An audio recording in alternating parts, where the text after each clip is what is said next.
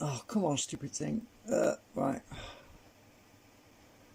Okay, so when I did that live stream about the optimization of the segment, I was able to, I reduced the magnet count on,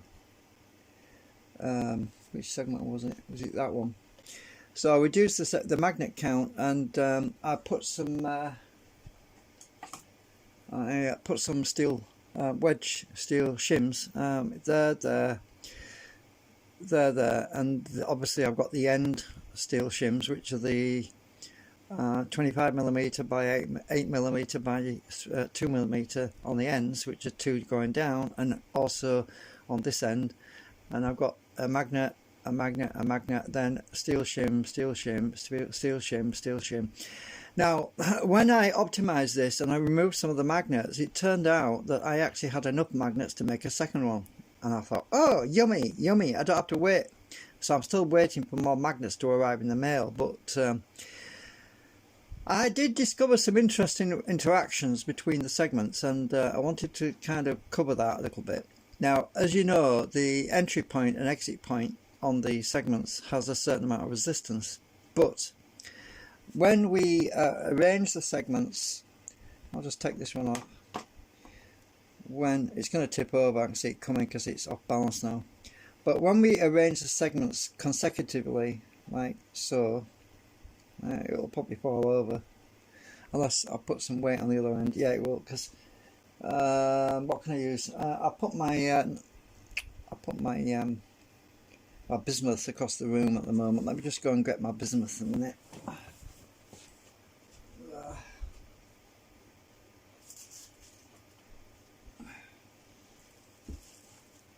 Right, so when I arrange them like that, one of the things I found interesting was the fact that the interaction, the entry and exit points, basically the resistance on the entry and exit points basically cancels itself out because the poles are actually different. So we can actually eliminate the let's put some blue tack on there. I'm going to stick this on the edge because it's heavy, having two on the same side. That's a bit better. So that's sticking out too far. So what we end up with is, because it's now consecutive and in series, the spacing between the two segments is quite critical, because one of the things that happens is, now when I put the when I bias these things to move, when I actually use my magnetic concentric and I introduce them to, say, the first segment, we get a nice consecutive movement. Instead of seeing resistance on the exit of this one and the entry on this one, we no longer have that. It's much more linear. However, which is a good thing, because it means that when I have more of these segments in a circle, theoretically it should work better. But there are some strange things going on. The spacing is still critical, because let me just bring this in, because obviously there's nothing on the entry point to this one to negate the entry resistance. So I'll introduce it about just past the entry point. You can see it does accelerate. So, but one of the things that I've been exploring is the overall coupling, because magnetism is it has a tendency to what's the word?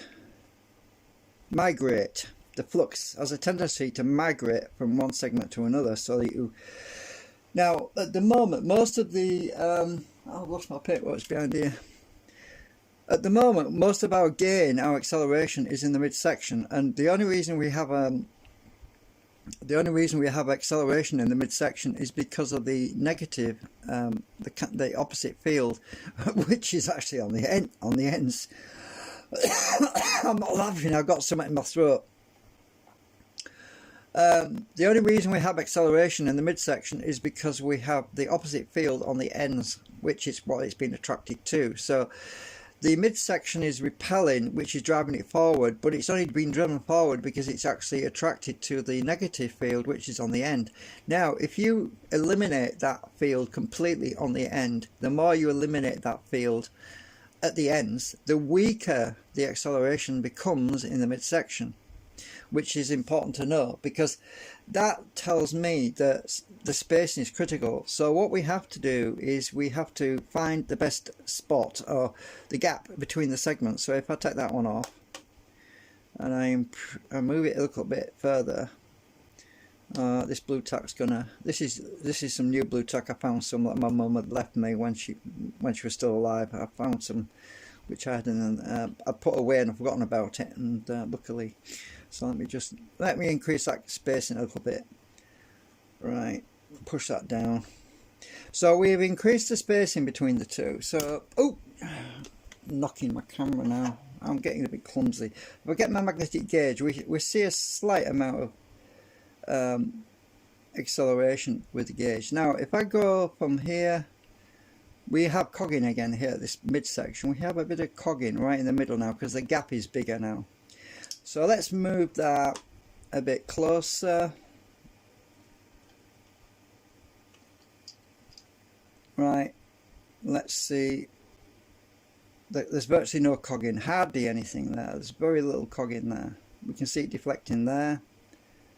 But interestingly, we don't see much deflection. It's further back on here. So we see deflection at the back end here, where it moves the gauge, the magnetic pole. So we have a stronger deflection there, and it's actually pulling there. But interestingly, on this end, it's actually the same. Well, it's deflecting there, and it's pulling there. Right. So if we get the spacing just right, still a small amount of resistance. Bring it a little bit nearer. This is why I can't model this yet in SketchUp, because I'm still experimenting and I'm waiting for the other magnets to arrive so that I can play around and find the optimum number of segments per circumference, complete 360-degree circumference, because this is something which I'm basically shooting in the dark with this. Yeah, I think that's the wrong word, but I'm basically trying to model something in the dark here because it's... So when I get to here now, we see that there's a virtually zero cogging with the spacing there. It's very little.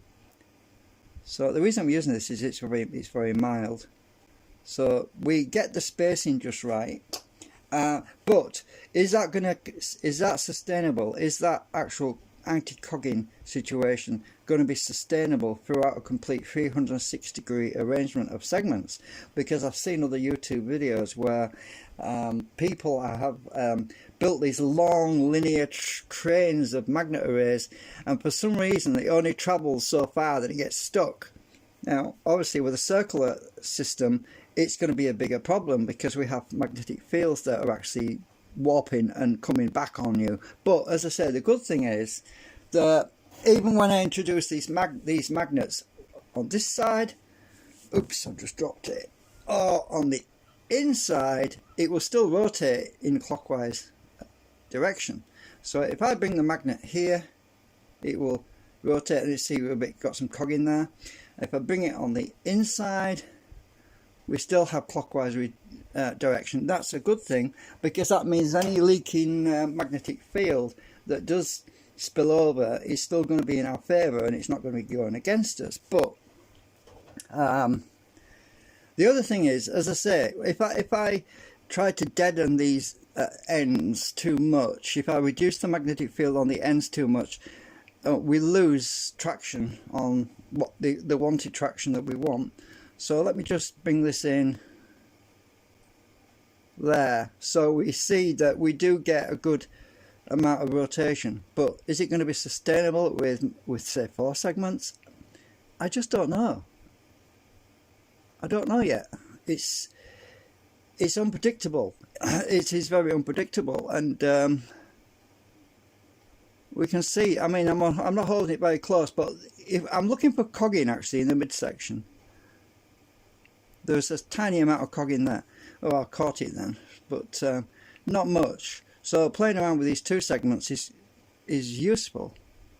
because it shows me a little bit more than what I would have done with just one segment, because the reason I'm not introducing it at the very beginning is because I know I've got resistance at the very entry point. You see, if I bring it in at the very entry point, we do have some back resistance, which is why it's going the wrong way. But when we have more than two, does that mean that I'm going to see a much better gain? Well, I'm hoping so anyway. So as I say, but it's been useful. I mean, interestingly enough, I literally had just enough magnets, because after I'd put the shims in, I was left over with just two magnets. So that's how close I came to having just enough magnets for this, and with it in the balanced configuration, because they're both in a balanced state now. The only thing is, now if I bring this into the cogging part in the middle, interestingly, it's still a bit of cogging there, because you can see it moves back a bit. So if I bring it into the join in the, go there, stay. I'm trying to keep it to stay. Right, let go. Let's see. Oh, it's actually moving backwards. Yeah. So we still have a bit of cogging there, but I've been trying to trim that and optimize that so that we still have more the rotational. But having a small amount of reverse cogging is not going to be a big issue if we've got more rotation in the direction we want it to go. And yeah, so I'm in the middle now, but so we definitely have a gain there, but is that going to maintain itself? I don't know. So I thought I'd do an update.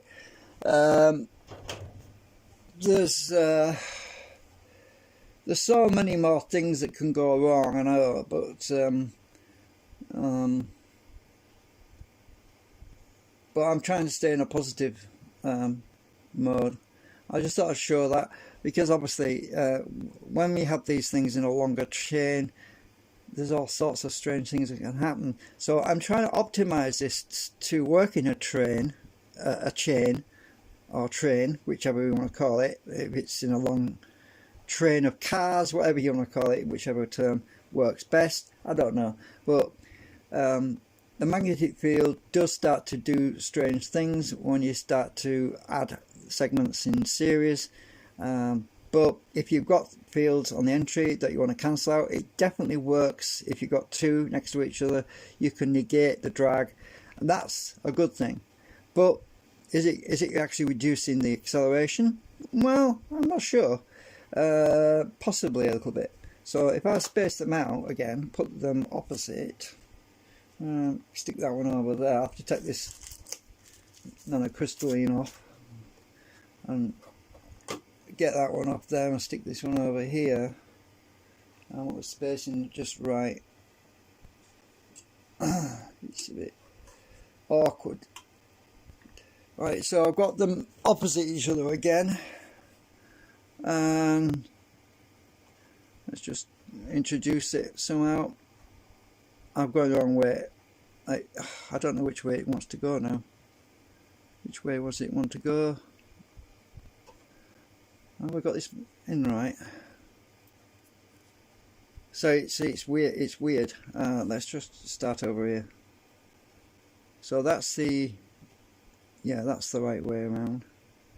So you see, there's a lot more cogging when it's separated. There's a lot more cogging, because what it's doing is it's accelerating in the middle and it's braking on the end. So it's actually accelerating in the midsection, then it starts to slow on the exit point. But it doesn't do that when they're in consecutively arranged, when they're like a train or whatever. So you can see it accelerating, then it kind of pulls, it wobbles when it's dragging. You can see it actually wobble when you can see it just wobble there. So yeah, I do think it's going to work better when I've got more than one, or several. We'll have to see that. But the good thing is, when I'm sticking it on here with just a bit of blue tack stuff, you know, a bit of gooey stuff, I mean, the good thing is I can arrange it so that it's a large circumference or a smaller circumference, but I'm limited to the width of this thing at the moment, and probably need a larger circumference if I want to use more. But then it's going to cost me more magnets. So yeah, I'm hoping that I am going to be able to get, well, I should be able to get another two without a problem. so I should have to be able to get 4, but will I be able to get 5 or 6? I don't know. I don't think. Well, 100 magnets, and so how many magnets is there in each one? There's let's see, 1, 2, 3, 4, 5, 6, 7, 8, 9, 10, 11, 12, 13, 14, 15, 16, 17, 18, 19, 20, 21, 22, 23, 24, 25, 26. So there's 26 magnets in each segment, and the others are just steel shims. So that's basically 52 magnets. So I would require 52 magnets for another 2 segments, and I've ordered 100. So I'm going to be 2 short, or maybe I'm going to be 4 short, because I've got 2 extra magnets here on here. So it looks like I'm going to end up being 2 magnets short, but that's not going to be an issue, because I'm sure I can afford to order maybe another 10 or something like that. It shouldn't be expensive. I can probably get them from UK. So, and then I should be able to, in theory, I should be able to have a total of 6 segments. So if I get a few extra magnets, so that's a good thing. So I'll definitely be able to have an extra 2 segments like this. But to have more than that, maybe I could have 5 segments. Maybe I could run it with 5 segments, and that wouldn't be a problem. So we'll find out. Anyway, thanks for watching. Well, it's been really wet today, by the way. It's been thundering and lightning, but I was asleep most of the day. I missed a lot of it, but it was absolutely soaking wet outside. Yeah, pretty rough day. So I hope you're all well. We'll keep you updated. Bye for now.